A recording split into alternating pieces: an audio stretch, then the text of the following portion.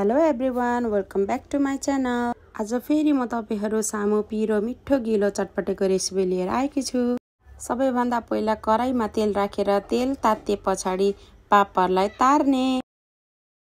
त्यसपछि गिलोको लागि ठुलो चम्चाको 3 चम्चा मैदा राखेर आवश्यक अनुसार चिसो पानी राखेर घोल्ने। यतिको कन्सिस्टेन्सी भएपछि त्यसपछि ग्यासमाथि राखेर हाफ टेबलस्पुन ओरेन्ज फुड कलर लगाएर राम्ररी चलाउने। लम्प्स हुन नदिनको लागि राम्ररी चलाउने। कम्तीमा 10 मिनेट पाक्न दिने। 10 मिनेट पाकिसकेको गिलोलाई सेलाउन छोड्दिने। पेनमा थोरै तेल लगाएर पिनट लगाउनुहोस्। पिनटलाई केही बेर रोस्ट हुन दिनुहोस्। रोस्ट गरेको पिनटलाई पनि केही बेर सेलाउन छोड्दिनुहोस्। गिलो चटपटेको लागि यहाँ मैले काटेको धनिया, चिल्ली फ्लेक्स,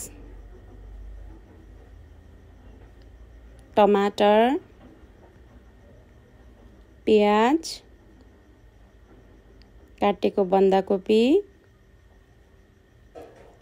काटेको काँक्रा, 1 पाकेट चाउचाउ, स्वाद अनुसार नुन, कालो नुन र अजिना लिएकी छु। अघि रोस्ट गरेको बदाम, भुजा, बोइल गरेको आलु, केराउ, चना, कागती, भुटेको आलस र धनियाको धुलो, अदुवा र काटेको खोर्सानी। अब बाउलमा राख्नुहोस् काटेको प्याज, टमाटर, बन्दाकोपी, काँक्रा, केराउ, चना, काटेको खोर्सानी र अदुवा, भुटेको धनिया र आलसको धुलो, बोइल गरेर काटेको आलु, भुटेको बदाम, नुन, कालो नुन र अजिना र सबैलाई मिक्स गरेर राम्रोसँग मोल्नु होला। केही बेर राम्ररी मोलिसकेपछि पेनमा आफू कति पिरो खानुहुन्छ त्यो अनुसारको चिल्ली फ्लेक्स फुराउनु होला। अघि मिक्स गरेर राखेको भाँडामा झानिदिनु होला अनि फेरि राम्रोसँग चलाइदिनु होला। मैले यहाँ मिडियम साइजको 1 कचौरा भुजा लिएको छु। तपाईहरु आफ्नो इच्छा अनुसार भुजा लिन सक्नुहुनेछ। भुजा राखेर राम्रोसँग मोलिसकेपछि अब पालो गिलो राख्नेको। गिलो चाहिँ कति राख्नुहुने आफ्नो इच्छा अनुसार कम बढी राख्न सक्नुहुनेछ। गिलो राखिसकेपछि एक पटक फेरि राम्रोसँग मजाले मोल्दिनु होला।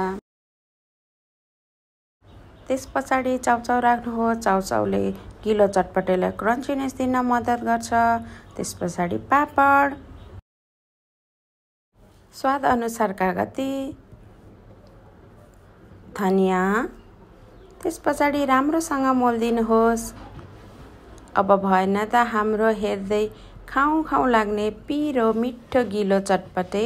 तपाईहरु पनि यसरी नै घरमा बनाएर खान सक्नुहुनेछ। पिरो मिठो गिलो चटपटे।